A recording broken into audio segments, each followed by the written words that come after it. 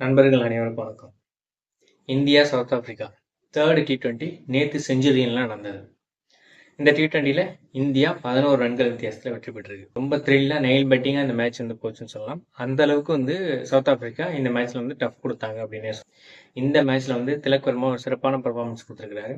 வேற மாதிரி வர்மா ஒர்த்து அப்படின்னு சொல்லிட்டு ஜெயிலர்ல ஒரு டைலாக் வரும்ல, அந்த மாதிரியான ஒரு ஒர்த்தான பர்ஃபார்மன்ஸை திலக் வர்மா கொடுத்துருக்காரு. இந்த மேட்ச்ல வந்துட்டு அபிஷேக் சர்மா அண்ட் சஞ்சு சாம்சன் ஓப்பனிங் இறங்கினாங்க. சஞ்சு சாம்சன் வந்து தொடர்ந்து 2 செஞ்சுரி அடிப்பேன், இல்லாட்டி 2 டக் அவுட் ஆவேன் அப்படின்னு சொல்லிட்டு யார்ட்டையும் சத்தியம் பண்ணிட்டு வந்திருக்கிறாரான்னு தெரியல. டக் அவுட் ஆனால் தொடர்ந்து ஆகுறாரு, செஞ்சுரி அடித்தாலும் தொடர்ந்து அடிக்கிறாரு. ஸோ இந்த மாதிரி வந்து ஒரு இன்கன்சிஸ்டண்ட்டாக இருக்கக்கூடாது. ஸோ அதாவது இன்கன்சிஸ்டண்ட்டாக இருக்கக்கூடாதுன்னு சொல்லிட்டு தான் கன்சிஸ்டண்ட்டாக 100 அடிக்கிறாரு, கன்சிஸ்டண்ட்டாக டக் அவுட்டும் ஆகுறாரு அப்படின்ற மாதிரி தான் நினைக்கிறேன். ஸோ இந்த மாதிரி பர்ஃபார்மன்ஸ் கொடுக்காம வந்து அடுத்த மேட்ச்லையாவது வந்து சிறப்பான பர்ஃபார்மன்ஸ் வந்து கொடுக்கணும். சஞ்சு சாம்சன் டக் அவுட் ஆனதுக்கப்புறம் வந்து சூரியகுமார் யாதவ் இறங்குவார் அப்படின்னு பார்த்தா வந்துட்டு திலக் வர்மா இறங்கினாரு. இது ஒரு வித்தியாசமான முயற்சியாக இருந்துச்சு. சரி, ஓகே, வந்துட்டு ஏர்லியராக விக்கெட் விழுந்ததுனால ட்ரை பண்ணியிருக்காங்க அப்படின்ற மாதிரி நினச்சி நம்ம பார்த்துட்டு இருந்தோம்.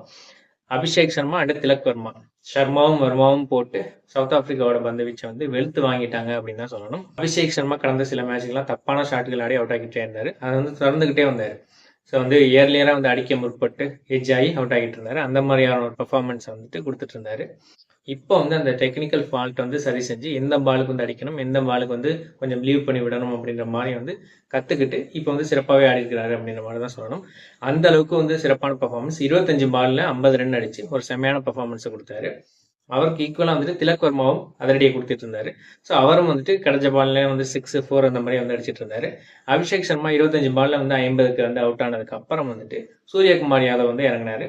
சூரியகுமார் யாதவும் திலக் வர்மாவும் வந்துட்டு செமையாக வந்து பர்ஃபார்மன்ஸ் கொடுப்பாங்க. ஸோ ஒரு பார்ட்னர்ஷிப் போட்டு இந்திய அணி வந்து ஒரு 200க்கு மேலே போகும் அவங்கள வச்சு அப்படின்ற மாதிரி தான் எல்லாருமே எதிர்பார்த்துட்டு இருந்தாங்க. ஆனால் எதிர்பாராத விதமாக கேப்டன் சூரியகுமார் யாதவ் ஒரு ரன்லேயே வந்துட்டு அவுட் ஆயிட்டாரு. இப்போவும் இந்த மாதிரி ஷாட் அடிக்கும்போது கரெக்டாக ஃபீல்ட் பிளேஸ்மெண்ட் பார்த்து அடிப்பார். ஸோ இந்த டைம் வந்துட்டு மிஸ்ஜட்மெண்ட் பண்ணி ஒரு தப்பான ஷாட்டை ஆடி ஈஸியாக வந்து விக்கெட்டை கொடுத்துட்டாரு அப்படின்ற மாதிரி தான் சொல்லணும்.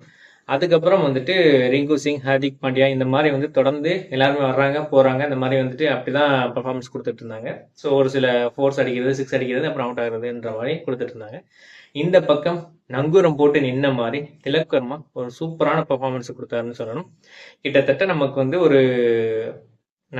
ஒரு யுவராஜை வந்து கண்ணு முன்னாடி நிறுத்தினாரு அப்படின்னு தான் சொல்லணும். ஏன்னா வந்துட்டு மிடில் ஆர்டர்ல வந்து எப்படி வந்து முன்னாடியெல்லாம் விக்கெட் விழுந்தா யுவராஜ் வந்து பொறுமையா நின்று ஆடுவாரோ அந்த மாதிரியான ஒரு பர்ஃபார்மன்ஸை வந்து கொடுத்தாரு திலக் வர்மா. ஏற்கனவே வந்துட்டு யுவராஜ் ஆடுற மாதிரி ஆடுறாரு அப்படின்ற மாதிரி நான் சில வீடியோக்களில் வந்து சொல்லியிருந்தேன். யுவராஜ் மாதிரி ஒரு ஸ்டைலான எலிகெண்டான ஷாட்ஸ் எல்லாம் அடிச்சு செம்மையா வந்து பெர்ஃபார்மன்ஸ் கொடுத்துருக்காரு திலக் வர்மா. ஸோ ஒரு நம்பிக்கை நட்சத்திரமா வளர்ந்துட்டு வராரு. ரோஹித் சர்மா வந்து ஒரு பேட்டியில வந்து சொன்னாரு, இவர் வந்து ஒரு ஃபியூச்சர் ஸ்டாரா வருவார் அப்படின்ற மாதிரி சொல்லியிருந்தாரு. இவரை பத்தியும் நெகல்வதீராவை பத்தியும் சொல்லியிருந்தாரு. ஸோ அது வந்து இப்போ வந்து உண்மையாயிட்டு இருக்கு அப்படின்ற மாதிரி தான் சொல்லணும். அந்த மாதிரியான ஒரு பெர்ஃபார்மன்ஸ். எந்த பால் அடிக்கணும், எந்த பாலை விடணும், அதே மாதிரி வந்து தொடர்ந்து கன்சிஸ்டன்டான பெர்ஃபார்மன்ஸையும் கொடுத்துட்டு இருக்காரு. அதாவது ஒரு 30+ ஆகட்டும், இல்லை ஒரு 40+ ஆகட்டும், இந்த மாதிரி வந்து தொடர்ந்து கன்சிஸ்டண்டா கொடுத்துட்டு இருக்காரு. இவர் வந்து 2022 மும்பை இந்தியன்ஸ் அணி ஐபிஎல்ல ரொம்ப தடுமாறும் போது இவர் மட்டும்தான் ஒற்றையாள நின்று நிறைய மேட்ச்ல வந்து செமையான பெர்ஃபார்மன்ஸ் வந்து கொடுத்தாரு. அந்த ஐபிஎல்ல வந்துட்டு மும்பை இந்தியன்ஸ் அணியினால வந்து பெரிய அளவில் வந்து பெர்ஃபார்ம் பண்ண முடியல அப்படின்னாலும் இவர் வந்து ஒரு நல்ல ஃபைண்டா இருந்தார் அந்த ஒரு ஐபிஎல்ல. ஸோ அதுக்கப்புறம் வந்துட்டு போன ஐபிஎல்லையும் வந்து தொடர்ந்து வந்து சிறப்பான பெர்ஃபார்மன்ஸ் வந்து தொடர்ந்து கொடுத்துட்டு இருந்தாரு.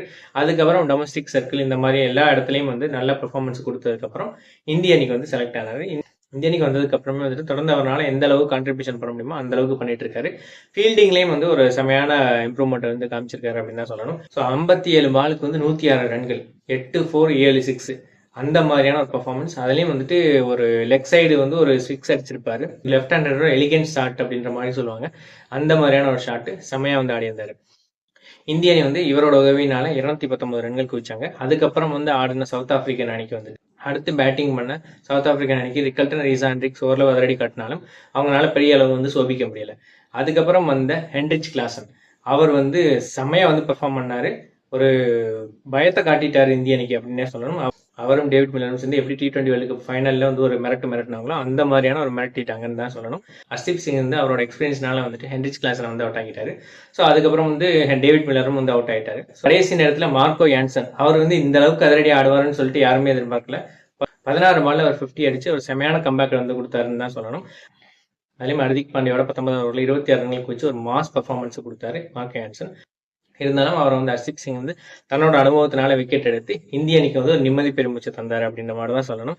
இறுதியிலேருந்து 11 ரன்கள் வித்தியாசத்தில் வந்து இந்திய அணி வெற்றி பெற்றாங்க.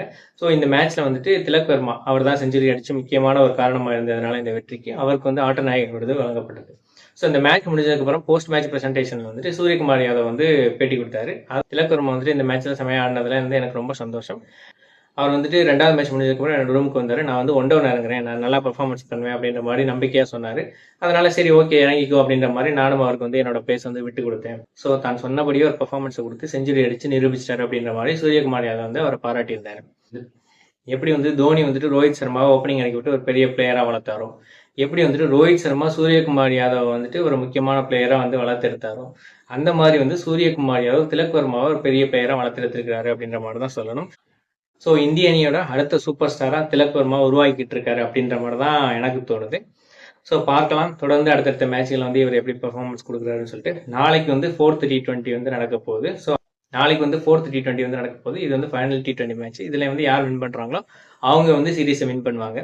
ஸோ நாளைக்கு பார்க்கலாம் சஞ்சு சாம்சன் வந்து தொடர்ந்து நல்லா விளையாடுறாரா இல்லை வந்து எப்படி விளையாடுறாரு அப்படின்றத பற்றிலாம் வந்து நாளைக்கு பார்ப்போம். ஸோ என்னோட இந்த வீடியோ பிடிச்சிருந்துச்சுன்னா இதை வந்து லைக் பண்ணுங்கள், இதை எல்லாருக்கும் ஷேர் பண்ணுங்கள், கிளிக் டு இட் சேனலுக்கு சப்ஸ்கிரைப் பண்ணுங்கள். நன்றி, வணக்கம்.